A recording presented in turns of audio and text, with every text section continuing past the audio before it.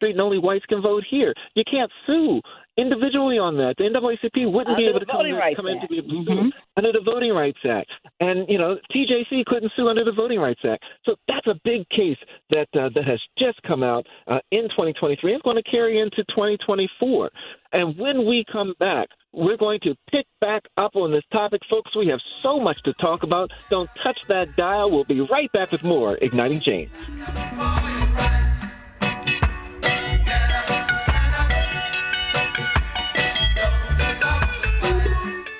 This is WOL News Talk 1450 AM and 95.9 FM 959. Good afternoon. Now this WOL traffic update. Pretty slow right now on 295 southbound, DC 295 from Eastern Avenue down to Pennsylvania Avenue. On northbound 295 and delays from Pennsylvania Avenue up to East Capitol Street. If you're heading out to the Beltway right now, pretty slow. Several stretches on the outer loop. Very slow, New Hampshire Avenue to construction work after Georgia Avenue in Silver Spring. The inner loop is slow from 202 to an accident southbound at 214 Central Avenue. Heads up if you're heading south on 95. In delays from the Springfield interchange all the way down past Fredericksburg to Spotsylvania County. Now your WOL weather forecast for today. Rain off and on, a high around 50 degrees. We'll see some more rain after midnight overnight tonight down to 46. And then for tomorrow, another rainy day and a high near 56. Right now, D.C., some light rain around and 47 degrees. Steve Hirschhorn for News Talk 1450 AM WOL, where information is power. Mr. Clean, Mr. Clean. Of course I use Mr. Clean Magic Eraser to clean tough messes off my stovetop and bathtub. But then I discovered I can also use it to easily clean my patio furniture and even my shoes. I'm hooked. And when wipes won't cut it, I use Magic Eraser Sheets. They're thin and flexible erasers, perfect for everyday messes, like gunk on my counters and sinks. They really are magical. The reviews are in. Mr. Clean Magic Eraser and Sheets make cleaning look easy. Standing at the edge of a rocky shore, you breathe in the cool, salty air, watching the sun disappear on the horizon. Across the globe, someone begins their day along a sandy beach, listening to the rhythm of the crashing waves.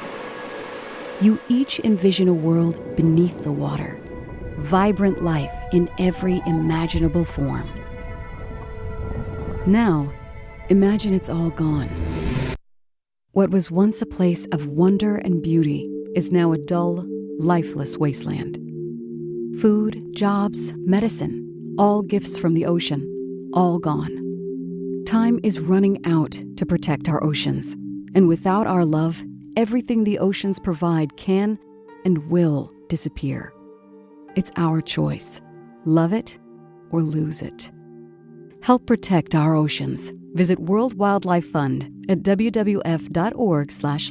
1450 and 95.9 WOL celebrates the 7 principles of Kwanzaa, an African-American and Pan-African holiday that highlights history, values, family, community, and culture. Today's principle is umoja, or unity, to strive for and maintain unity in the family.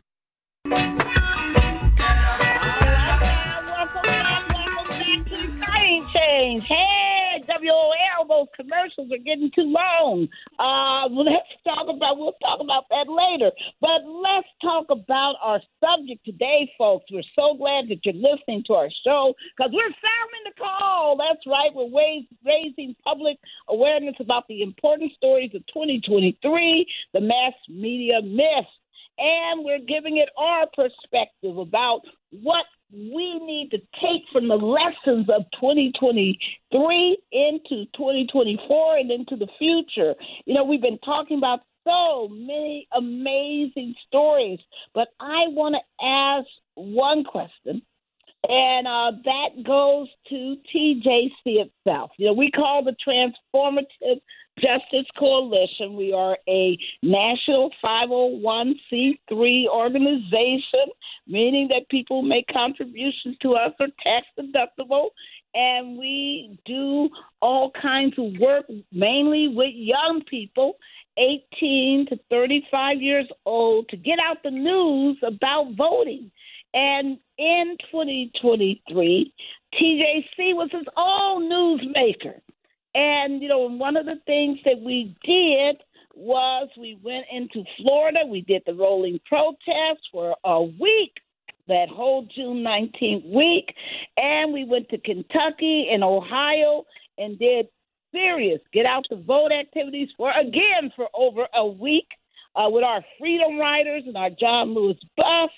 And all of these campaigns were designed to bring knowledge to communities and the active voters. What do you think, Terry, of what we did in 2023, and what will we need to do in 2024 with all of this voter suppression going on? Well, Barbara, I was just so thrilled and really honored to go with you all into Kentucky and Ohio for the rolling Get Out the Vote. Just going through Kentucky for the 4 days of early voting, and then right into Ohio for the 1 day of early voting, and raising people's awareness and also their knowledge base of what it means to vote, how the vote is being suppressed, and what we can do to get around it. So there's a number of things we need to do. We need to change the law. We need to pass the Federal Freedom to Vote Act and the John Lewis Voting Rights Act. We need to pass those federal laws. We need the people in Congress to get off the stick and pass these laws. But the other thing that we need to do, as long as these laws are not being passed, and while you've got the Supreme Court, the Eighth Circuit has already ruled the Supreme Court is going to have to decide, will the Voting Rights Act be enforceable by ordinary people who've been blocked from voting? That's out there and dangerous, as Daryl said. And that what the Transformative Justice Coalition has done, given all of that that's going on, it's inspiring young people to vote, the ones who can get around the blocks and the barriers and the restrictions on voting, the ones who can help other people get around those restrictions and vote. Why? The biggest reason to me of why we need to vote and why we need to show out is because they don't want us to. And as you said, Barbara, they don't want us to for a reason. And so Transformative Justice Coalition makes voting fun, makes talking about voting fun, makes it a joyful experience. Every stop that we went to, we had a pop-up, a celebration village. We had basketball and the hoop bus. We had the voter registration tables with the League of Women Voters. We went the entire spectrum of activism. It was just fabulous, and it was inspiring. And that, I think, is where TJC is having its biggest impact, is inspiring ordinary people, especially young people, to know that voting is under attack and that there are things we can do to get around it. And Daryl Jones, of course, has been our creative genius in coming up with the parties at the polls, coming up with joining us together with the Hoop Butts, that partnership, coming up with all of our beautiful, merchandise that we give out of our free T-shirts. But one of the big things, Daryl, that we've been doing, and Ernie, I know you got a word on this, we've been concentrating and tying the issue of voting with the issue of book banning and bans on teaching African American history. That's why we did the rolling protests in Florida. But everywhere we go, we give away banned books. We've given away thousands and thousands and thousands of banned books this year. And families now have libraries. They now have their children reading these great books and this great history. But also tied up in this has been a lot of anti-LGBTQIA hate, also that we've been confronting and beating back. And Ernie, you teach at Johns Hopkins. You are an African, studies professor. What in the world do you make of this evil book banning, no teaching African American history that's going on in our nation, and what we must do to stop it? Thank you for that, Barbara. I mean, it's one of the keys that I think, people need to understand is that what's behind this book banning is just fear of youth activism. And what TJC is doing, and so many of your partners and affiliates, is a la what, Harry Belafonte was doing, what Ella Baker was doing. They understood that change occurs with youth activism, period. I've been lucky enough to have been involved with TJC's efforts in 2020 with the powerful Dianne Wilkerson leading phone banks, championing youth. But basically, what you're doing is you're building a racially equitable future and moving forward and centering love. And that's really how I epitomize what TJC has done. But wokeness, going back to banning the books, wokeness has become the oppression. As Kimberly Crenshaw says, not the centuries of enslavement and genocide and imperialism that has shaped the lives of people of color. Wokeness is the elephant in the room for the extreme right now. And so it's, all of this is about not educating their children so that their children then can't come back to them and ask, why have you been, lying to me for all of my life, about this or like that. It's that they fear, not as much as the education of our own youth. They fear the education of their youth, because they know that that's essentially what's going to bring about change. And 2020 was an example of what that does to white folks who, in fact, they didn't think had a stake in our future. So that's essentially what ultimately is behind the book banning.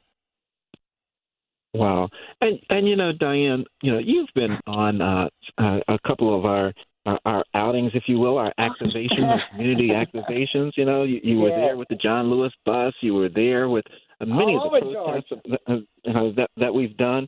You've been there. You've been a part of this.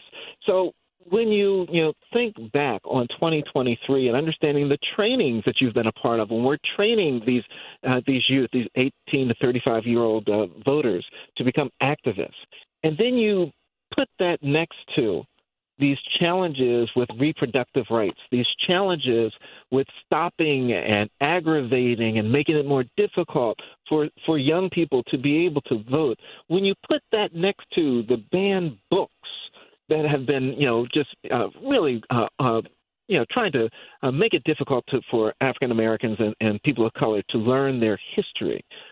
When you put all that together and you see what's coming up on 2024, what do you think you are preparing for out of 2023 that will carry into 2024 dealing with this youth vote? What have you learned? What do you think will carry forward? So, Daryl, I love the question. I think one of the things that I'm coming out of 2023 feeling is about the change. I've talked to young people a lot about the importance of knowing the history of the role of young people in the civil rights movement. If we don't talk about it, people wouldn't know, right? Mm-hmm. But here's what the 2023 story to me is that no matter how much they're trying, these young people ain't playing.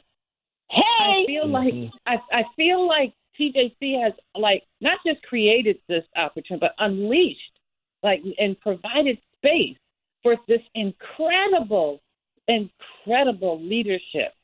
These folks are stepping up. I'm watching the faces as they're passing out those books to the children and the awe and by the way, children of all races. Come up to the table and are receiving the books, right? And I don't know if we are going to get to this, but let me just say, you talked about some of the stories and maybe the bad stories or things that were missed. I think that one of the biggest thing for me that was missed is the level of increased participation of young Black and brown people, despite all the effort that is being placed into tamping them down. They've been incredible. Amen. Amen. It only gets stronger. Given our plans, Barbara, it only gets stronger in 2024. Yes.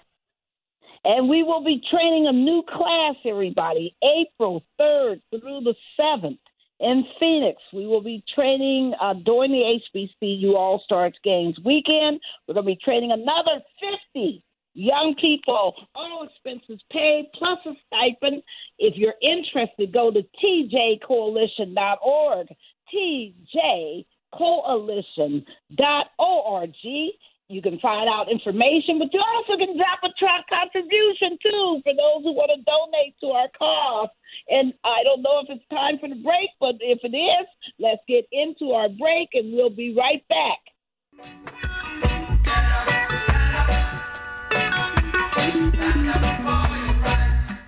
Good afternoon. I'm Rick Hochul. Here's the latest from News1.com. A pedestrian is dead after getting hit in Reston. Fairfax County Police say the man was hit by a vehicle on southbound Reston Parkway near Stratford House Place shortly before